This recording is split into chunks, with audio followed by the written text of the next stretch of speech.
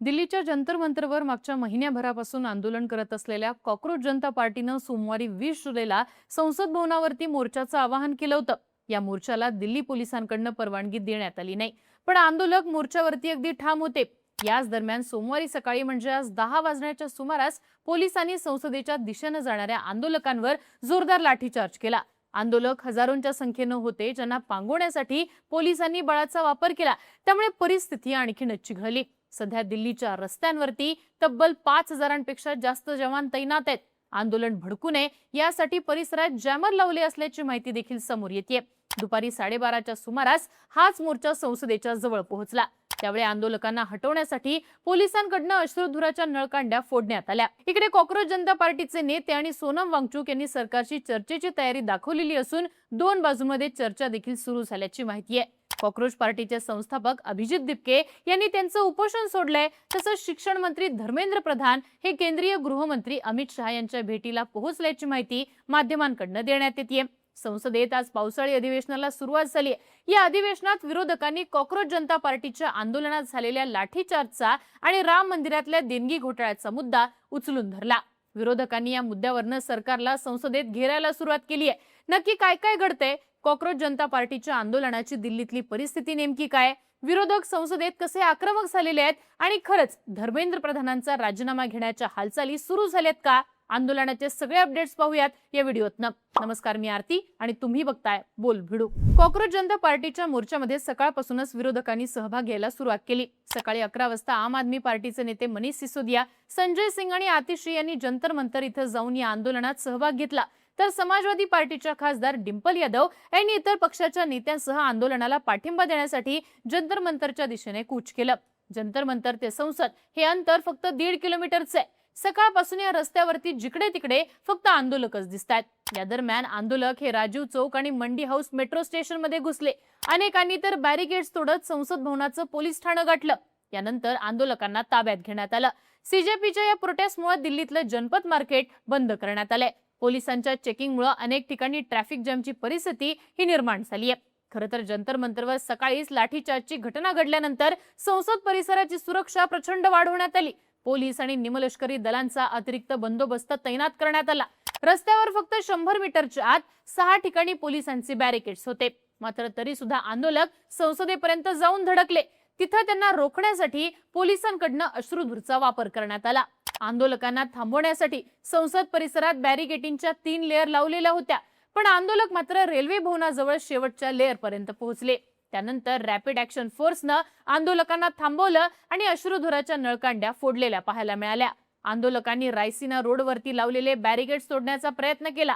अश्रुधुरांच्या नळकांड्या फोडल्यानंतर झालेल्या गोंधळामध्ये काही आंदोलकांच्या हाताला, डोक्याला आणि पायाला मार लागल्याचं सांगितलं जातंय।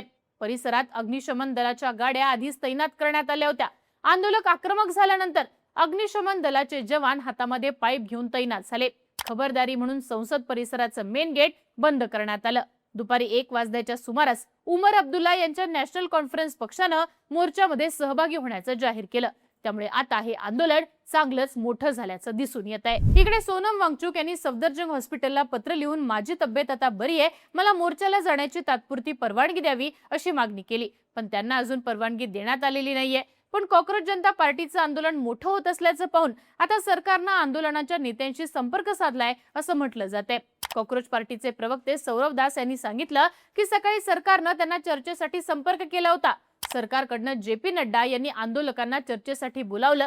या आंदोलनाबाबत आणि कॉक्रोच जनता पार्टीच्या मागण्यांबाबत सध्या जे.पी. नड्डा हे कॉक्रोच पार्टीचे नेते सौरव दास आणि आशुतोष रांका यांच्याशी चर्चा करतायत अशी माहिती समोर येते। महत्त्वाची बातमी म्हणजे शिक्षण मंत्री धर्मेंद्र प्रधान हे अमित शहा यांच्या भेटीला गेल्याची माहिती सुद्धा माध्यमांनी दिली आहे। ही भेट नेमकी कशा संदर्भात आहे हे अजून स्पष्ट झालेलं नाहीये, पण वाढतं आंदोलन पाहता धर्मेंद्र प्रधान यांचा राजीनामा होतो का असे प्रश्न विचारले जात आहेत। तिकडे मोर्चामध्ये सहभागी असलेल्या अभिजित दिपकेंनी आपलं उपोषण मागे घेतलंय।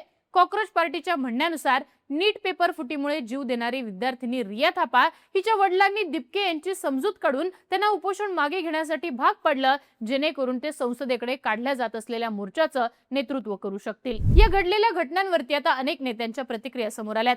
काँग्रेसचे खासदार शशी थरूर यांनी यावरनं सरकारवरती टीका केली आहे। शशी थरूर म्हणतात की आंदोलन शांततापूर्ण होत असताना लाठीचार्ज करण्याची काय गरज होती? लाठीचार्ज हा हिंसाचार आहे. देशात अनेक गंभीर प्रश्न आहेत. संसदेत त्यांची चर्चा होणं आवश्यक आहे. आज सकाळी संसदेच्या पावसाळी अधिवेशनाला सुरुवात झाली. त्यावेळी राज्यसभेत विरोधी पक्षनेते मल्लिकार्जुन खरगे यांनी या आंदोलनाचा मुद्दा उपस्थित केला. जंतर मंतरवर जमलेल्या मुलांचा आवाज दाबला जातोय. सरकारनं त्यांच्यावरती लाठीचार्ज केला. सरकार बळाचा वापर करून आवाज दाबण्याचा आणि आंदोलकांना हटवण्याचा प्रयत्न करतंय असा आरोप खरगे यांनी केलाय. या मुद्द्यावरनं विरोधकांनी संसदेच्या दोन्ही सभागृहात मोठा गदारोळ घातला. त्यामुळे सभागृहाचं कामकाज अनेक वेळा तहकूब करावं लागलंय. तिकडे कॉक्रोच पार्टीच्या आंदोलनाला अनेक शेतकरी संघटनांनी देखील पाठिंबा जाहीर केलाय.